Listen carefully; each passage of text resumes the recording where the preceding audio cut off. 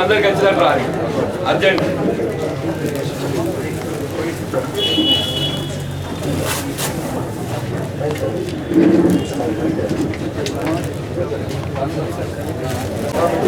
సమానమే కదండి, ఏ బాధకు లేకుండా.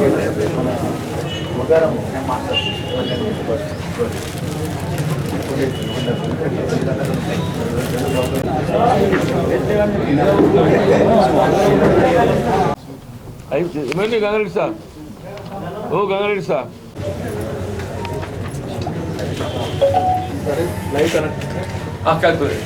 ముందుగా మన జిల్లా కాంగ్రెస్ అధ్యక్షులు మిత్రులు అడ్లు లక్ష్మణ్ కుమార్ గారు తెలంగాణ శాసనసభలో ప్రభుత్వ విప్గా వారు నియామకం చేయబడటం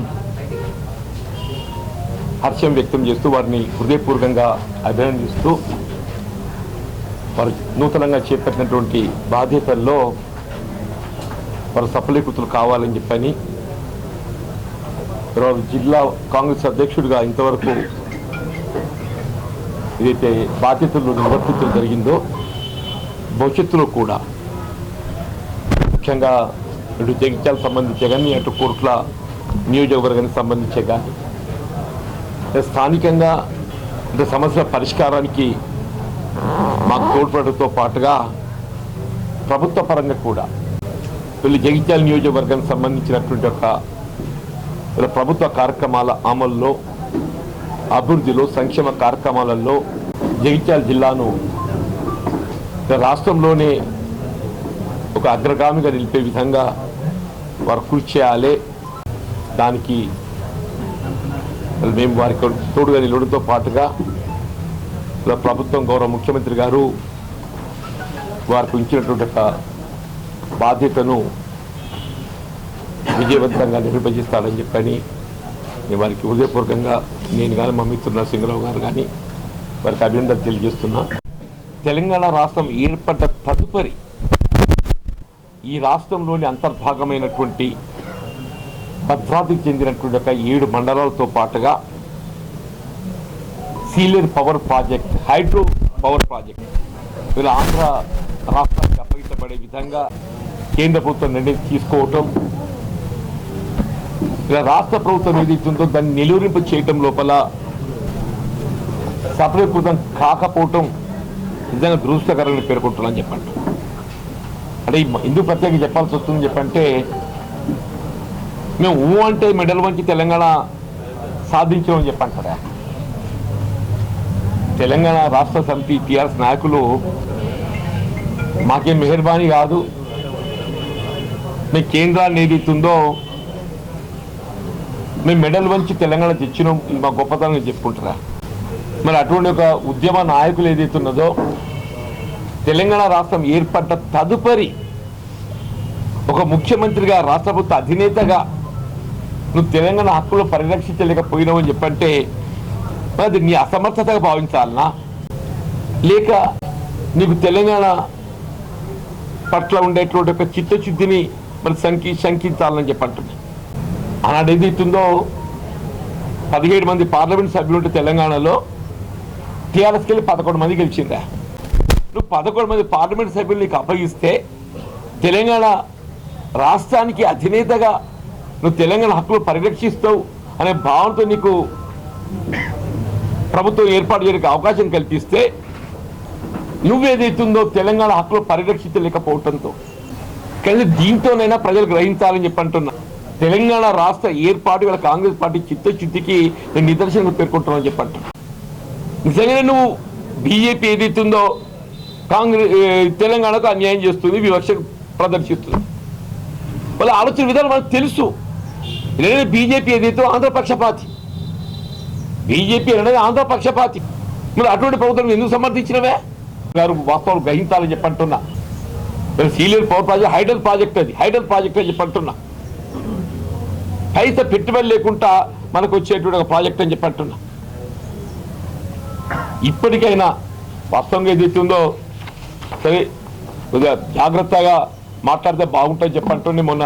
ఎందుకంటే ఈ అంశం ఎందుకు వచ్చి తెర మీద కంటే నేను శాసన మండలి అంశాన్ని లేవనెత్తినమన్నా. శాసన మండలి అంశాన్ని లేవనెత్తింది. నేను లేవనెత్తడంతో ఏది ఇస్తుందో దాన్ని వినోద్ కుమార్ గారు ఇట్లా జీవన్ రెడ్డి గారు ఏదో అంటే మేము నిరూపింపజేయలేకపోయినా మాట్లాడు ఇట్లా కొట్లాను అట్లా కొట్లాను అని చెప్పి అంటుండు. ఇట్లా కొట్లాడు అట్లా కొట్లాడినోడు మరి ఎందుకు చేయడానికి? తెలంగాణ రాష్ట్రం నువ్వే సాధించినోడు అయితే నువ్వు ఎందుకు పరిరక్షించలేకపోయినావు అని చెప్పి అంటున్నాను. నేను ఇప్పటికీ వాస్తవాలు గ్రహించాలని చెప్పంటాను. మాట్లాడబోయే ముందు వాస్తవాలు గ్రహించాలని చెప్పంటాను. దానికి అదనంగా ఇలా లక్ష్మణ్ కుమార్ గారి ఆధ్వర్యంలో ఇవాళ మిత్రుడు నరసింహరావు గారు నేను జిల్లా కలెక్టర్ గారిని కలవడం జరిగింది. ఇక్కడ వాస్తవంగా ఏది ఇస్తుందో ఈ ధాన్యం ప్రొక్యూర్మెంట్ లోపల రైతాంగం ఏ విధంగా దోపిడీ గురి కావడం జరిగింది గతంలో. తూకంలో ఒకవైపు ఏదైతుందో రైతాంగాన్ని దోపిడీ గురి చేయడంతో పాటుగా ఇలా మిల్లర్స్ ఏదైతుందో అందినగాడి దోసుకోవాలి. ఇవాళ ఒక్క జగిత్యాల జిల్లాకు సంబంధించి 3,50,000 మెట్రిక్ టన్నుల వరి ధాన్యం ఏదైతుందో మిల్లులు ఇవాళ నిలువ ఉండాలి. ఇప్పుడు దాన్ని తనిఖీ చేస్తే అందులో సగం కూడా ఉండదు.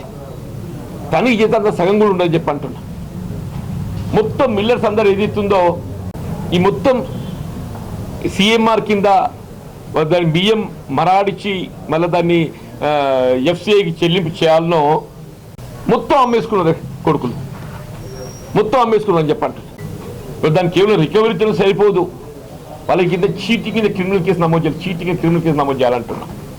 ఏ విధంగా రైస్ మిల్ల దోపిడీ భవిష్యత్తులో ఇది నిలువునిప చేయబడాలి అని అంటే వాళ్ళకు ఒక గుణపాఠం కావాలని చెప్పంటే all of them must be booked under criminal 420 IPC కింద బుక్ చేయాలని చెప్పి వాళ్ళందరికీ. వీళ్ళొక ఫేర్ ప్రైస్ షాప్ ఏదైతుందో నిల్వలు సక్రమంగా లేవని ఫేర్ ప్రైస్ షాప్ లైసెన్స్ రద్దు చేస్తారు. మనకు తెలిసింది ఫేర్ ప్రైస్ షాప్ ఉంటుంది కదా 6A కేసు. ఒక రేషన్ షాపులో ఏదైతుందో నిల్వలు సక్రమంగా లేవని నువ్వు 6A కేసు బుక్ చేసి లైసెన్స్ డీలర్షిప్ రద్దు చేస్తారు. ఫేర్ ప్రైస్ షాప్ ఇంత పెద్ద మిల్ ఏదైతుందో ఇలా 1000 మెట్రిక్ టన్నులు ఒక్కొక్క ప్రతి నువ్వు you take any rice mill వాళ్ళ లైసెన్స్ ఎందుకు రద్దు చేయొద్దా? అంటున్నాను. చిత్రం ఏంటంటే గత ప్రభుత్వం ఉమ్మడి రాష్ట్రంలో కాంగ్రెస్ పార్టీ ఏదైతుందో వరి ధాన్యం ఏదైనా మిల్లుకు అలొకేట్ చేస్తే సరిపోయే సెక్యూరిటీ తీసుకుంటాం. ఇవాళ తెలంగాణ ప్రభుత్వం ఏం చేసింది? ఏ విధమైన సెక్యూరిటీ లేకుండా ఇవాళ మొత్తం ఏదైతున్నదో ఇలా మిల్లర్లో ఆడించింది ఆడ పాడిందే పాట. 20,000 కోట్ల విలువ చేసే ఒక ధాన్యం 20,000 కోట్ల విలువ చేసే ధాన్యం ఏదైతుందో ఏ విధంగా సెక్యూరిటీ లేకుండా మిల్లర్లకు అప్పగించిందా? ఇటు రైతాంగాన్ని దగా చేయటం, దోపిడీ గురి చేయటం, దానికి సరిపోదు అన్నట్టు ఏదైతుందో ప్రతి మిల్లు కనీసం ఒక 4 కోట్ల విలువైనట్లు ఒక ధాన్యాన్ని అమ్ముకున్నారు. ప్రతి మిల్లు ఒకటి చెప్పంటారు. వాడు ఒక మిల్లు ఏర్పాటు చేయాలంటే ఎంత పెట్టుబడి అవసరం పడుతుందో అంత ధాన్యాన్ని అమ్ముకున్నారు. ఒక మిల్లు ఏర్పాటు చేయాలంటే ఎంత పెట్టుబడి అవసరం ఉంటుందో అంత ధాన్యాన్ని అమ్ముకున్నారు చెప్పండి. మేము సంబంధిత ఈ అంశాన్ని అయితే సంబంధిత శాఖ మంత్రి ఉత్తమ్ కుమార్ రెడ్డి గారి దృష్టికి తీసుకెళ్ళినాం, కమిషనర్ గారి దృష్టికి తీసుకెళ్ళినాం. ప్రత్యేకంగా జిల్లా కాంగ్రెస్ అధ్యక్షుడు లక్ష్మణ్ కుమార్ గారు ఏదైతున్నదో జిల్లాలో రైతాంగానికి ఆత్మస్థైర్యం కలిగించే విధంగా భవిష్యత్తులో మిల్లర్ల నుండి ఏ విధమైనటువంటి ఒక ధాన్యం సేకరణలో ఇబ్బందులు ఎదురు కాకుండా రైతాంగానికి అండగా నిలవడానికి ప్రభుత్వం ఈ కాంగ్రెస్ పార్టీ సిద్ధంగా ఉందని తెలియజెప్పే విధంగా ఏదైతుందో వీళ్ళందరం కూడా మేము జిల్లా కలెక్టర్ గారికి ఈ అంశం పట్ల ఏదైతుందో ఈ మిల్లులు అన్ని తనిఖీ చేసి ఒకటి రికవరీ ప్రాసెస్, రెండోది క్రిమినల్ చర్యలు తీసుకోవాలి. సోదరు భవిష్యత్తు లోపల ఏదైతుందో ఇట్లా ఈ విధమైన దోపిడీ గురి కాకుండా ఉంటారనే ఒక భావనతో వారికి మేము రిటర్న్గా విజ్ఞప్తి చేసి లక్ష్మణ్ గారి ఆధ్వర్యంలో పేర్కొనడం జరిగింది. అట్లాగే ఏదైతుందో శాండ్ అండ్ ల్యాండ్ మొత్తం గుట్టలు తవ్వేస్తుండ గుట్టలు అని చెప్పి అంటున్నా. మొత్తం గుట్టలు తవ్వేస్తుండ్రు, వాగులు నదులని తవ్వేస్తున్నా. ఈ అక్రమ మైనింగ్, అక్రమ ఇసుక తరలింపు, ఇప్పుడు నిర్మాణ రంగంలో మనకు కావాల్సిన ఇసుకను అందుబాటులో ఉంచాల్సిన బాధ్యత జిల్లా అధికార యంత్రాంగంపై ఉన్నది. నిర్మాణ రంగానికి కావాల్సిన ఇసుకను అందుబాటులో ఉంచాల్సినటువంటి ఒక బాధ్యత జిల్లా అధికార యంత్రాంగంపై ఉన్నది. ఇసుకను అందుబాటులో ఉంచండి. దాన్ని లీగల్ వేగా వాళ్ళకు అవకాశం కల్పించండి. కానీ జిల్లాకి వెళ్ళి ఏదైతుందో ఇతర ప్రాంతాలు తగ్గిపోయేటప్పుడు ఇసుకను మాత్రం నిరూపించాలని చెప్పంటున్నాను. అట్లా ఈ గుట్టలు తవ్వడం అని చెప్పంటాం. గతంలో ఎప్పుడు చూడలే చరిత్ర, మట్టి నమ్ముకునే చరిత్ర ఇప్పుడే గమనిస్తుంది. ఇద్దరు గతంలో ఎప్పుడైనా ఉంటే ఇంత బెండెడ్ కోసం పోసుకుందిరా, ఎవరికి వాళ్ళు ఇల్లు కట్టుకుంటే బెండెడ్ కోసం పోసుకుందరు. Became mafia. ఈ అక్రమ మైనింగ్ కూడా నిరోధించాలని చెప్పని కూడా కరెక్ట్గా విజ్ఞప్తి చేయడం జరిగింది. వారు కూడా పాజిటివ్గా స్పందించిండ్రు.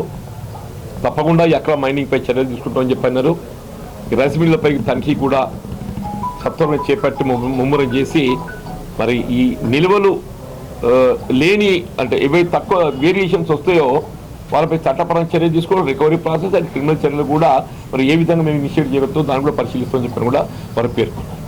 జిల్లా ధర్మపురి నియోజకవర్గం నుంచి ఆ ప్రజలు పెద్ద ఎత్తున ఆశీర్వదించి ఆ ధర్మపురి లక్ష్మణస్వామి దయతో ఆ దేవుడి యొక్క ఆశీస్సులతోని ఎమ్మెల్యే గెలుపొందించి రాష్ట్ర ముఖ్యమంత్రి గారు ఎంతో నమ్మకంతో పెద్దలు జీవన్ రెడ్డి గారు, అదేవిధంగా పెద్దలు శ్రీధర్ బాబు గారు ఈ జిల్లాకు, ఉమ్మడి జిల్లా కరీంనగర్ జిల్లాకు మరి ఈ ప్రాంతానికి సంచిన ధర్మపురి శాసనసభ్యుడిగా నాకు విప్ అవకాశం ఇచ్చినందుకు మరొక్కసారి రాష్ట్ర కాంగ్రెస్ పార్టీ పెద్దలు, రాష్ట్ర ముఖ్యమంత్రి గారిని, అఖిల భారత కాంగ్రెస్ పార్టీ నాయకత్వాన్ని, అదేవిధంగా పెద్దలు జీవన్ రెడ్డి గారిని, శ్రీధర్ బాబు గారికి, పెద్దలందరికీ కూడా నరసింహరావు అందరికీ కూడా నేను మనస్ఫూర్తిగా హృదయపూర్వకంగా ధన్యవాదాలు తెలియజేస్తున్నాను. జిల్లాకు సంబంధించిన మరి రాష్ట్ర ప్రభుత్వం ద్వారా విప్పుగా నియమించిన తర్వాత పెద్దలు జీవన్ రెడ్డి గారు, అదేవిధంగా నరసింహరావు గారు, మేమందరం కూడా ఆ రోజు ఆ ప్రతిపక్ష పార్టీలో ఉన్నప్పుడు రైతుల పక్షాన మరి తప్పాతాల నెపంతో మరి రైతులు తీవ్ర ఇబ్బందుల పాలవుతుంటే మరి అనేక మార్లు పెద్దలు జీవన్ రెడ్డి గారు కానీ మేము కానీ అప్పుడున్నటువంటి అధికారులకు రైతులను తీవ్ర ఇబ్బందుల పాలవుతుండ్రు వడ్ల కొనుగోలు విషయం లోపల మన ప్రభుత్వము మిల్లర్లు కటింగ్ పెడతా రైతులను ఇబ్బందుల పాలు చేస్తున్నట్టే ఏ ఒక్క కాగితం ఇచ్చినా కూడా, ఏ ఒక్క రిప్రజెంటేషన్ ఇచ్చినా కూడా, ఎమ్మెల్సీ జీవన్ రెడ్డి గారు రాష్ట్ర ముఖ్యమంత్రికి రాసినా కూడా వాళ్ళు రైతుల పక్షాన్ని ఎప్పుడు కూడా దీని మీద విచారణ జరిపించినాము. ఈ యొక్క వడ్ల కొనుగోలు సెంటర్ దగ్గర మరి రైతులకు ఈ విధమైనటువంటి అన్యాయం జరిగిందనో, అన్యాయం జరగలేదనో అప్పుడున్న మంత్రులు కానీ, అప్పుడున్నటువంటి ఎమ్మెల్యేలు కానీ, జిల్లా కలెక్టర్ గారు కానీ ఎలాంటి కూడా విచారణ జరిపించలేదు. ఇప్పుడు ప్రజలు ఎంతో నమ్మకంతో, విశ్వాసంతో ఈ రాష్ట్రంలో కాంగ్రెస్ పార్టీ అధికారంలోకి వచ్చింది. మరి రాబోయే కాలంలోనైనా కూడా రైతులకు మద్దతుగా ఉండే విధంగా పెద్దలు మేము ఒకటే కోరినాము కలెక్టర్ గారిని, ఏదైతే ధర్మాకాంట రసీదు ఉంటుందో గతంలో పెద్దలు జీవన్ రెడ్డి గారు రిప్రజెంట్ చేసిన విధంగా ప్రతి రైతుకు ధర్మాకాంట అసలు ఇప్పించి ఎక్కడ తప్పాతాల నెపంతో మిల్లర్ కటింగ్ పెట్టుకుంటా వడ్ల కొనుగోలు సెంటర్ జరగాలని చెప్పేసి, కొనుగోలు రైతులకు జరగాలి అనే ఒక విషయాన్ని రిప్రజెంట్ చేయడం జరిగింది. అదేవిధంగా ఈ జిల్లాకు సంబంధించినటువంటి గోదావరి పరివారక ప్రాంతానికి స్టాండ్ ఏదో ఇసుక ఉందో ఈ స్థానికంగా ఉన్నటువంటి ప్రజలకు ఉపయోగపడే విధంగా ఒక నిర్ణీతమైన రేటు ధర ఫిక్స్ చేసి ప్రజలకు అందుబాటు వచ్చే విధంగా ఇసుక అందరికీ అందుబాటులో రావాలి. బయటి రాష్ట్రాలకు ఇక్కడ ఇసుక తరలించొద్దనే విషయాన్ని కూడా వారికి దృష్టికి తీసుకెళ్లడం జరిగింది. పేదవాళ్ళకు సంబంధించిన ఇంధనమైన ఇళ్ల విషయంలో కానీ, ఇళ్ల స్థలాల విషయంలో కానీ మరి వారికి రిప్రజెంటేషన్ ఇవ్వడం జరిగింది.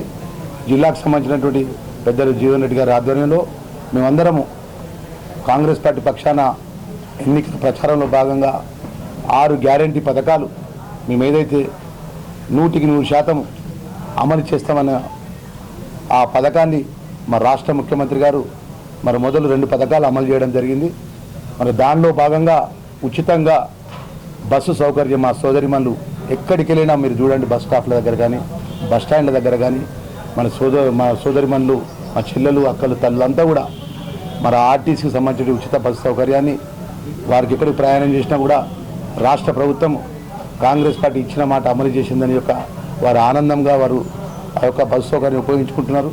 అదేవిధంగా ఆరోగ్యశ్రీ పథకాన్ని విషయం లోపల నేను మొన్న కూడా మీ ముఖ్యమంత్రి గారు చెప్పినాం సార్, ఆ ఆరోగ్యశ్రీ పథకం లోపల డిస్టిక్కి సంబంధించిన డిఎంఎండ్హెచ్ఓ అధికారులకు ఎక్కడైతే ఆరోగ్యశ్రీ పథకం ప్రైవేటు హాస్పిటల్లో అమలవుతుందో ఆ యొక్క ఆరోగ్యశ్రీ కార్డు పట్టుకొచ్చిన వాళ్ళకు 10 లక్షల రూపాయలు అప్గ్రేడ్ చేసినాం.